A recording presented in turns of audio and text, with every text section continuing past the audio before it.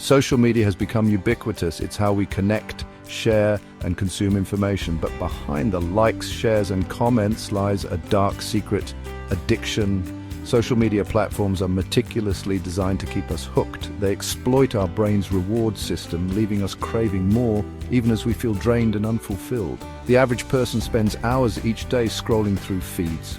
We are bombarded with notifications, updates, and messages. This constant stimulation fragments our attention and leaves us feeling overwhelmed. Our brains are not wired for this kind of input. We are left in a perpetual state of distraction. The design of social media apps is no accident. Tech companies employ psychologists and neuroscientists. They understand how to trigger addictive behaviors. Every notification, every like, every comment is designed to keep us engaged. Breaking free from this digital grip is essential for our well-being. We must become aware of the tactics used against us. Only then can we regain control of our time and attention. Our brains are wired to seek pleasure and reward. Social media apps exploit this by triggering the release of dopamine. Dopamine is a neurotransmitter associated with pleasure, motivation, and reward. Every notification, like, and positive comment triggers a surge of dopamine. This creates a powerful feedback loop. We use social media, experience a dopamine rush, and feel compelled to repeat the behavior. The more we use these apps, the more our brains become wired to crave the next dopamine hit. This is similar to how addiction works with drugs or gambling. The constant pursuit of pleasure leads to a loss of control. We become dependent on social media for our next fix. The problem is that the dopamine rush is fleeting. It quickly fades, leaving us wanting more. We fall into a vicious cycle of checking, scrolling, and seeking validation. This leaves us feeling empty and unfulfilled in the long run.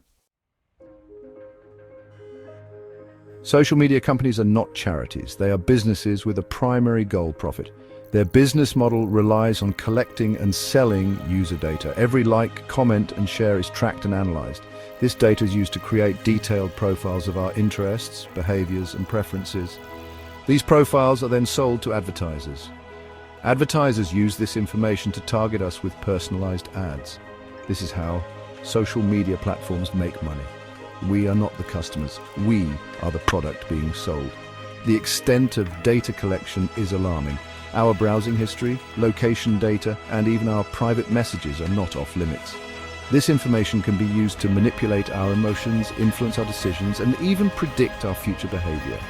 We must become aware of the true cost of free social media platforms. We are paying with our privacy and our autonomy. It's time to demand greater transparency and control over our personal data. Section 4.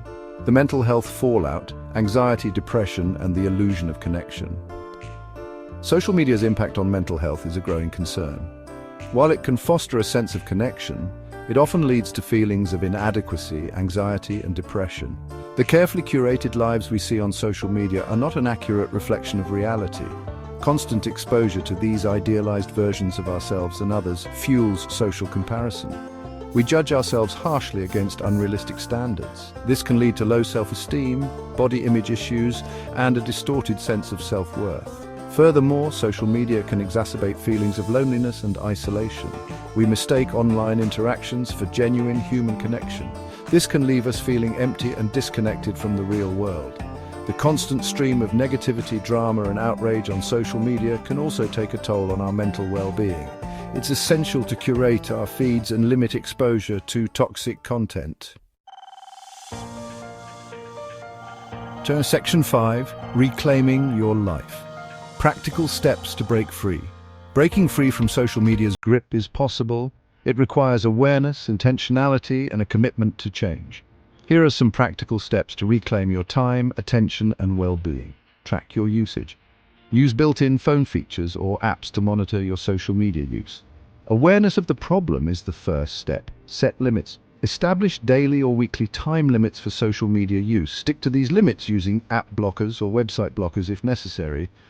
Disable notifications. Turn off all non-essential notifications. This will reduce the urge to constantly check your phone. Curate your feed.